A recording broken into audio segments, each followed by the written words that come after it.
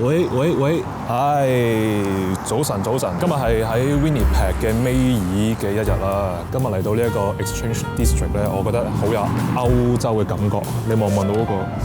即係成個 feel 都好歐洲 feel 嘅，咁所以我覺得應該揾呢個地方、呢個空間可以拍下片咁就。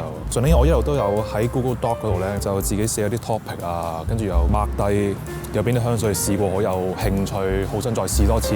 總之有好多唔同 potential 嘅拍片題材，我都有draft 到喺呢個 doc 度啦。有個 topic 咧幾有趣，我都唔記得，原來我有 mark 低嘅，就係15支香水咧，我係好 appreciate 佢哋，但係我係唔會買嘅。2022年 mark 咗呢15支，唔知道今年嚟到一個新嘅地方，會唔會有啲諗法上嘅唔同啦？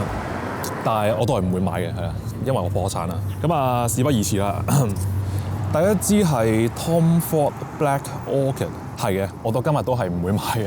但係我覺得呢支好特別喎，因為初頭佢係標榜畀女仔用啦，咁依家好多男士都會用啦，變咗做一支中性香水啦。但係入邊嗰個松露啊、orchid 啊，有少少 fruity notes 啊。咁呢一堆 notes 咧，感覺就令到我覺得好怪。佢個甜味又唔係真係完全 just for 女士用，但係你話我用唔用得咧，我就覺得我真係好難用呢一支好有韻味啊，或者叫做妖豔嘅一個氣場啊。但係我非常之欣賞，因為喺 Tom Ford 入邊相對上平啦，值得入手嘅一支好特別嘅一支香水啦。同埋呢支係少數你係唔需要 care 嗰啲咩留香啊、performance 啊、longevity 啊。熟悉 Tom Ford 香水嘅朋友都知道，佢依家 private line 出嘅香水，我就覺得越嚟越普通。但係 Tom Ford 依家已經係賣咗佢嗰個品牌出去啦嘛。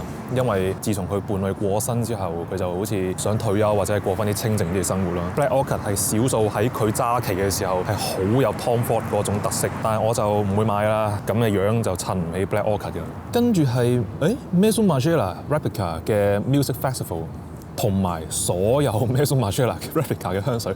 上次佢 raise 嗰30支最熱門香水，我都有講過啦，即係 嘅香水，我係好欣賞，但係我覺得佢嗰種 generic 嘅感覺，嗰種 artificial， 我有錢就未必會買，除非佢好平咯。但係點解我 highlight 咗 Music Festival 咧？因為我覺得呢一支係入邊一支好有趣嘅香水嘅。雖然佢 note 寫有咩大麻調啊、蘋果啊、tobacco 啊、patchouli、leather， 但係整體 blend 埋一齊咧係一種好似中咗毒嘅感覺。可能你有 location 有落 club 啊，一啲去 party 嘅地方，硬係會有一種人咧係好似揈下頭啊咁，好似係冇沖過涼或者係噴得好濃嘅一啲香水，跟住走埋嚟喺度，喂啲咩 How are you mate 咁啊，類似講呢啲咁嘅嘢啦，真係好似喺一個音樂節入邊好 high 啊，冚家 high 嗰種啊。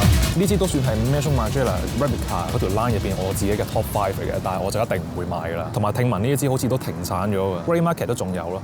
咁如果你係想試下呢一種 generic 嘅一種所謂嘅大麻味啊，我唔覺得有大麻味喺入邊啦，但係就呢一種嘅 smoky funky 嘅感覺，可以試下呢支啊。Atelier Cologne Orange Sanguine 呢支就係之前同阿 Macy 姐姐試完之後，我喺條片都有講啦。我本來話我之後有機會會開一集講呢支香水，其實就係呢一集啦。好似真係一杯鮮橙汁，有氣泡嘅，跟住就倒落嚟個頭度，或者係即刻飲嗰種好清新嘅橙味，真係橙汁味。由於佢嘅留香時間就不太好啦，可能我噴完之後2個鐘又冇啦，咁所以我就唔會買。但係我非常之欣賞呢一種咁有藝術性嘅感覺。我知道 Atelier Cologne 喺香港就應該閂咗分店啦，呢邊其實都冇分店㗎啦。美國又係全線退出啦，唔知係咪 L'Oreal 整理過佢哋嘅 brands 定係業務定係點？我唔係好清楚呢啲嘢啦。如果仲喺 Grey Market 揾到嘅，而你又想買一支好簡單、freshy、好有趣嘅一個 citrus base 嘅一個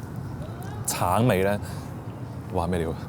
咁可以試下呢支咯。Kilian Sacred Wood 之前都講過啦，好耐以前呢支香水係俾人捧到上天嘅一支奶香檀木味香水啦。佢最神嘅地方就係佢只係用咗一個好簡單嘅香調，就係奶同埋檀木，好似喺寺廟入邊你會聞到嘅一個好 sacred， 真係好神聖，少少焚香感嘅一個檀木味。佢唔係我自己本人好中意嗰種 creamy 嘅 sandalwood 味嘅。都係嗰句啦，我中意 Kilian 有一種 sexual appealing 嘅一個感覺。咁但係呢支就冇。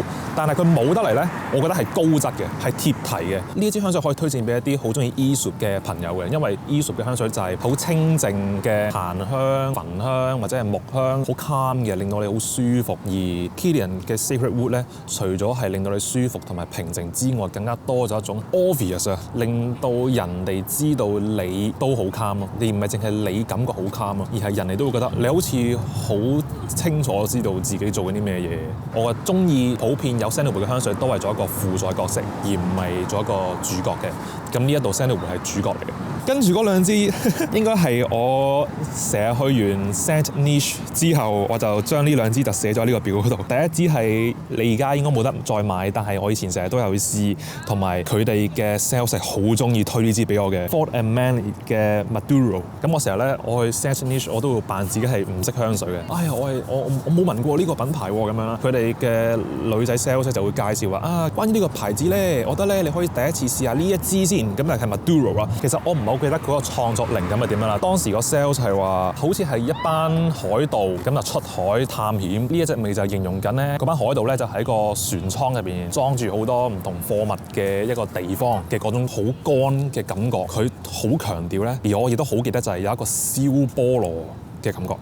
燒菠蘿，咁當然個香料仲有咩蘋果啊、beeswax 啊、vetiver 啊、tobacco 啊，咁其實就係營造緊嗰度啲海盜咧就係食緊煙啊、吹水啊、喺度咬個蘋果啊，喺個船艙入面喺度嗲啊、講嘢啊嗰種嘅氛圍咯，非常之有趣，但係就好難用喺身上面。佢係一支藝術品嚟嘅，非常之貼題而營造到氛圍嘅一支好好嘅香水。只不過我就一定唔會買，因為買完我都未必用得着。同埋其實我覺得 Ford and Manley 嘅 performance， 包括佢嘅留香同埋擴香都係比較弱啲嘅，唔知大家覺得係唔係啦？跟住就係當時我臨離開香港之前嗰半年，咁佢哋就入咗一個新品牌啦，我諗大家都知啦，叫做 James Healey 啦 ，James Healey。咁 James Healey 呢個品牌我好有印象嘅，呢支就係 Cardino， 佢真係100% 做到一個歐洲教堂嘅味道。教堂嗰啲凳啊、蠟燭啊、樓底好高，跟住你望住前面嗰個祭壇啊，跟住個十字架啊，嗰種咧只有係喺教堂先會出現嘅一個香氣。跟住我望翻個 notes breakdown， 原來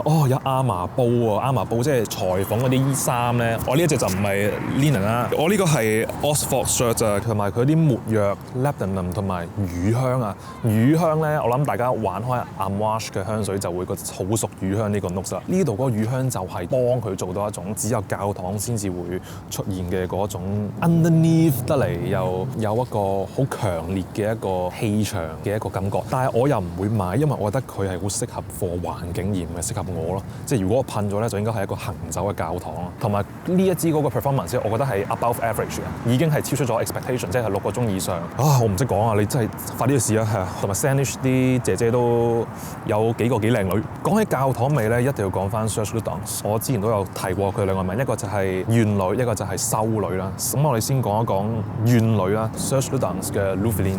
首先呢支香水係一個焚香為主嘅香水嘅，但係佢焚香之餘，佢都有少少 musk 同埋 keep 住係有 SL 嗰種我哋之前開直播講過嘅果脯味。怨女係真係好幽怨嘅感覺咯，你好難喺第二啲品牌度揾到一種 intense 得嚟又好實在嘅 incense， 同埋佢加埋嗰種 musk 有種 animatic 嘅感覺啦。呢一個 DNA 嘅焚香味可能真係喺 Frédéric Malle， 我突然間諗唔到有啲咩品牌有類似咁獨特而又未必個個接受到嘅一個焚香味咯。所以點解我冇買就係因為好難用啊！我覺得佢真係好似一個鬼魂，佢又存在，但係佢又不存在。即係你好想開解佢，但係佢又唔想俾你開解，因為佢仲有啲執念。嗰種執念就係嗰種焚香散發出嚟嗰種感覺啦。可能坐喺角落頭咁樣咧，嗰種咧，有冇睇啲鬼片嗰啲啊？同埋我覺得噴完之後應該唔會有人敢揾你咯。咁揾你佢會企開3步，跟住覺得你係咪有啲咩事唔開心啊？咁另外一支就係修女啦，呢個真係唔係好識讀啊法文。La